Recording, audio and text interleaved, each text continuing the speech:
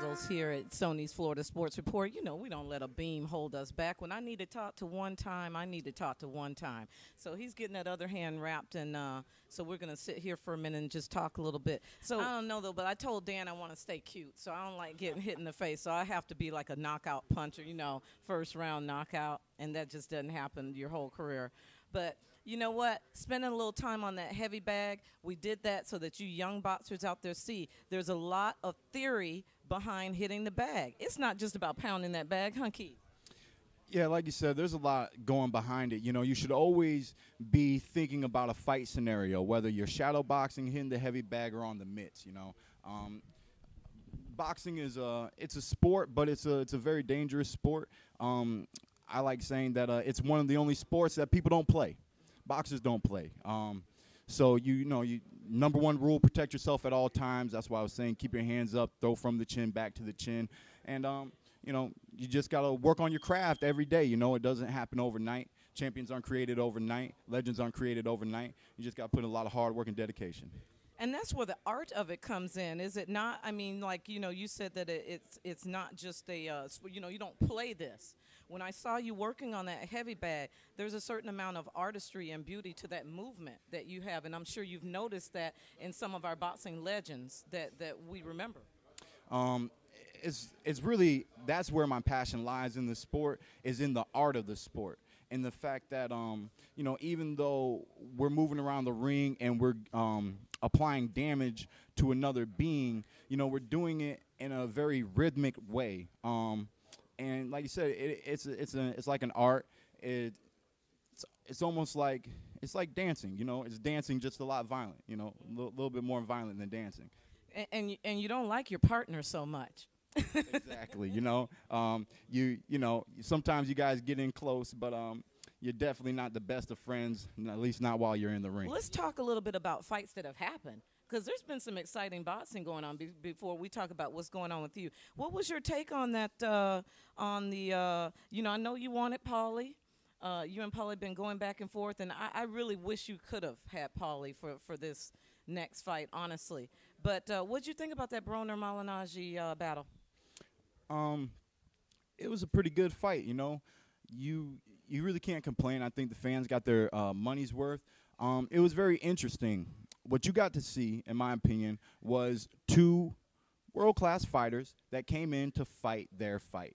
Paulie went in, he stuck to his game plan, he fought his fight, he threw his little pity-pat punches, he continued to out-throw Adrian Broner. He was winning rounds with that strategy. Everybody knows it. His only flaw was his defense. Certain times he was vulnerable. He was getting caught by power punches from Adrian Broner, mostly the right hand and the left hook. And when he was getting caught, it was clear to the judges, and to be even on my scorecard, he lost by 2 rounds. Busy but ineffective. Fair assessment? Yes, that's correct. So we're back in the game here. We're still at the St. Pete Boxing Gym. This is Sonee from Sonee's Florida Sports Report. You know I bring you the best in boxing news, and I get down and dirty with it sometime. I got tired of coming in here and sweating, guys, in my good clothes, so I came in here in my gym clothes today. I put on some hand wraps. One time took me to the heavy bag. I think I held my own. I think my martial artist friends out there would be happy and be a little jealous that I got to mix it up with Keith. So next time, maybe, Keith, you'll let me teach you some kicks and stuff. So, add to your arsenal a little bit.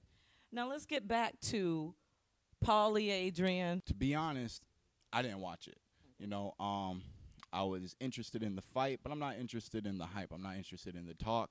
To me, it was a good fight. The second was made. They really barely had to hype it up, in my opinion. You know, good fights are good fights. Fighters sometimes like to get in another fighter's head by talking pre-fight. You know, before the fight, talking, saying what you got to say, whatever, you know, getting them off their game a little bit or making them a little frustrated so that, you know, even though they had a smart game plan, now they just can't wait to hit you, you know. So, like I said, I didn't really pay attention to a lot of it. I heard that both men said things that they probably shouldn't have said. Last time I was in the gym, I talked to you and Dan about who you would like your next opponent to be. That was pre-Zavik, okay? And then Paulie's name came up. And Paulie's name came out of both of your mouths. You kind of wanted to shut him up a little bit. I know you guys got in the mix at the press conference in New York a little bit. Now that Broner has had malignaggi for an appetizer, how about you having him for the entree? You think that it's a perfect setup now for you to get that fight with malignaggi, and do you still want it? I'm ready for anybody at any given time. You know, I've said it many times. I mean, you know, Broner is saying the people can pick his next opponent. You know, I mean, that's real fighters. That's how we are. We don't care who we fight. You know, if Paulie isn't done fighting, if he doesn't want to retire yet, you know what I'm saying, I'll go ahead and step in the ring with him. You know, I'd help him make that decision technically. You know. I really don't think Paulie wants any of this. Matter of fact, I think there's a lot of fighters that don't want none of Keith one-time Thurman. So, you know, I'm not focused on them. I'm focused on Diego Chaves. I'm focused on July 27th. I'm focused on giving the fans a great performance. I'm trying to come back into the ring with my Quintana mentality for all those who caught the Quintana fight. So, you know, we're just training hard, and we're just getting ready for this one, and then we're going to get ready for whoever is next.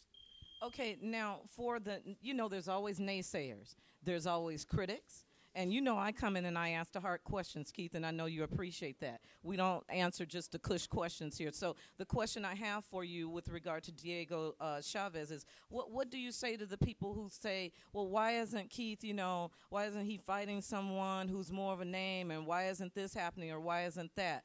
Is there a why Diego Chaves?